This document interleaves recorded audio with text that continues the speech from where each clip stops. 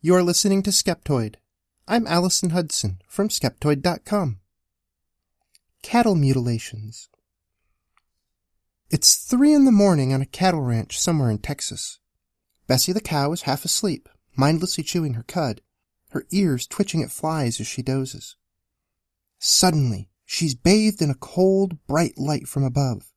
She finds her hooves dangling beneath her as she's hoisted from the ground by an unknown force. She lets out a plaintive moo as she disappears into the strange, alien craft that has been hovering above her. A week later, Rancher Bob stumbles upon the remains of poor Bessie. His prize cow has been skinned, her organs absconded with, and her remains discarded in the very pasture where she once grazed. For many, the above scenario is all too believable. They fear that extraterrestrial spaceships are kidnapping unsuspecting ungulates, conducting horrid vivisections, and then dumping the bodies. The phenomenon is called cattle mutilation, and it's a common part of the modern paranormal lore. A typical cattle mutilation story begins when the remains of a victim animal have been discovered. Most commonly, these remains have been found in some open field by a rancher, farmer, or other unlucky individual. The animal in question is commonly reported to have been in good health just days prior to the discovery, so the death is unexpected and natural causes seems unlikely. The body itself appears to have been mutilated after death. Oftentimes, external body parts are missing, such as the ears, the eyes, the sex organs, and the tongue. In some cases, flesh even appears to have been stripped off of the skull. Witnesses insist that the edges of the wounds are smooth and clean, as though done with a surgeon's scalpel. A scalpel also appears to have split open the stomach of many animals, and internal organs have been removed. A conspicuous absence of blood is another common feature. Always, the witnesses claim that there are no footprints, tire tracks, or scavenger prints leading either towards or away from the body. The death is a mystery, and foul play of some kind is assumed. The phenomenon does happen.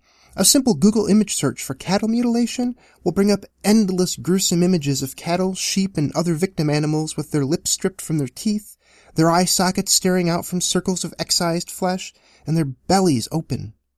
The question is, how does it happen? And who or what is responsible for the condition of the remains? If you are one of many true believers in UFOs and alien encounters, then you're likely to point the finger at these extraterrestrial visitors. And the reasons you may offer as to why aliens have this continuing need to strip cattle and sheep of their sex organs and innards?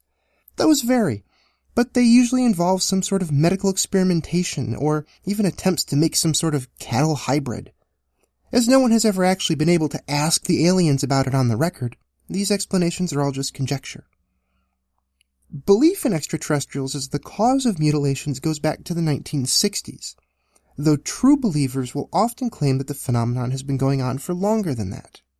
As evidence, they may cite a widely circulated story reported in April 1897 when a strange flying object was caught in the act of cattle napping in Kansas. The witness to the incident, one Alexander Hamilton, described a cigar-shaped craft with a carriage underneath with 6 of the strangest beings I ever saw inside. As he watched, it seemed to pause and hover directly over a 2-year-old heifer, which was bawling and jumping, apparently fast in the fence. Going to her, we found a cable about a 1/2 inch in thickness made of some red material, fastened in a slipknot around her neck, one end passing up to the vessel, and the heifer tangled in the wire fence. We tried to get it off but could not, so we cut the wire loose and stood in amazement to see the ship, heifer and all, rise slowly, disappearing to the northwest. Neighbor Thomas Link, 4 miles away, found the hide, legs, and head in the field the next day, and no tracks in soft ground. Some of the less fact-checking websites actually attribute this story to the founding father Alexander Hamilton, but that Hamilton died in 1804. This story was told by another Alexander Hamilton, who was a farmer, a businessman, and also a liar. The entire cow-napping story was an admitted hoax, part of the 1897 mystery airship flap, probably itself worthy of a future Skeptoid episode. The important point here is that Hamilton's story is part of a made-up series of newsworthy events perpetuated by inventive reporters at a time when journalism standards were not what they are today. Only its superficial resemblance to modern cattle mutilation tales keeps it alive in believer circles. Researcher Bill Ellis places a first occurrence of modern cattle mutilations in England in the early 20th century, where mutilated cattle led to fears that a wolf was on the prowl. Over the course of the century, mutilations were attributed to various evil agents, including Satanists, hippies, and lunatics, before becoming attached to extraterrestrials in the 1960s. The scare reached its height in the 1970s and 1980s, when several law enforcement and scientific investigations were launched to determine the cause of the phenomenon. The FBI was even compelled to investigate. Their investigation amounted to little more than collections of newspaper clippings because of jurisdictional issues, but they concluded that nothing seemed to be amiss in the deaths other than natural causes. This was a conclusion shared by other investigations.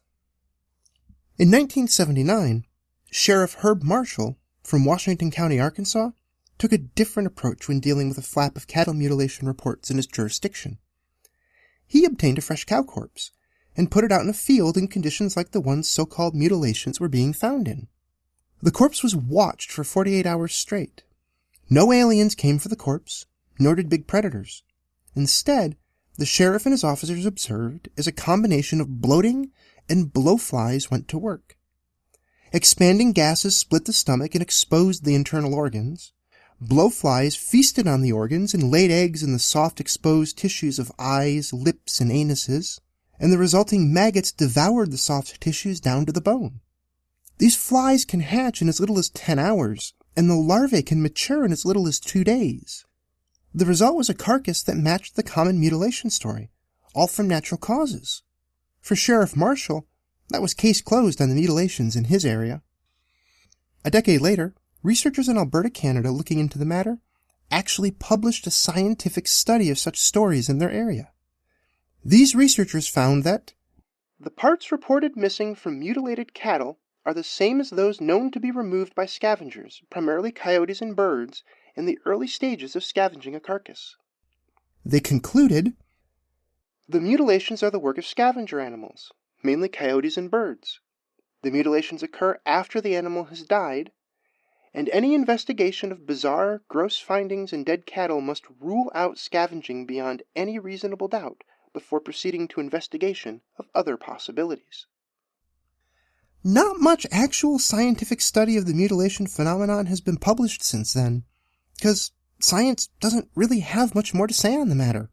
The opinions of learned studies mean little to true believers, however, and today stories of new mutilations still make headlines on some news sites, though often relegated to sections for weird news or reader-submitted reports. Believers refuse to accept the scientific consensus and persist in claims that these deaths are the result of nefarious alien activity. Is there any reason at all to set aside the natural explanation for an unnatural one? This is a great time to once again sharpen Occam's razor and apply it to the problem. Alien mutilations as an explanation require a whole host of other unsupported assumptions. That there are aliens, that they have interstellar travel ability, that they use that ability to visit Earth, and that they choose, when they come here, to routinely abduct and vivisect herd animals. None of these assumptions can even be remotely proven. Cut them away, and we have a series of facts about the condition of found carcasses that can all be attributed to natural terrestrial causes. These are odd but not at all unexplainable moments where scavenged and decomposed corpses are discovered by people who don't know what they're looking at, and who often are primed to believe that cattle mutilations occur. The actual culprits are flies, coyotes, birds, and even just gas. Variances in the condition of carcasses across the globe can be easily explained by the different scavenger species and insects in a given area, as well as the health of the creature at the moment of death and the exact conditions where they fell. The similarities can be explained by the missing parts simply being the easiest to scavenge. Rip off an ear, peck out an eye, nosh on the organs conveniently spilled out of the split belly by internal gases, let maggots pick things clean, and voila! It's not pleasant to describe, but it's the way nature works. At this point, I'm sure someone out there is shouting, but what about satanic cults? Or the black helicopters? Or the chupacabra? Or a crazed Chris Cosentino? Or my pet theory of choice? Again, Occam's razor applies. You can suppose a list of culprits as long as your arm, but if we can ascribe the entire phenomenon to natural causes, then there's no reason to insert any cult, conspiracy, or celebrity chef into the mix. There's nothing to the cattle mutilation phenomenon that requires it. In fact, even using the term cattle mutilation makes an unnecessary assumption that some agent deliberately acted to mutilate the corpse. It's really just cattle decomposition and scavenging in particular natural conditions as interpreted by those who don't understand what's going on. A dead cow that has had its face chewed off by maggots is really super creepy. People in modern times aren't used to seeing dead things. We don't know what they're supposed to look like, only what we think they're supposed to look like. Like so many of these topics, it's easy to get caught up in the individual claims of individual cases. That this corpse had some unexplained marking, or that case happened the day after black helicopters were spotted overhead. But so many of those individual claims fall under the realm of anecdotal evidence, anomaly hunting, misreporting, or just plain argument from ignorance. Unless and until believers can point to some consistent or persistent pattern of evidence across a series of alleged mutilations that is unexplained except via their culprit of choice, there's no sound reason to accept the hypothesis.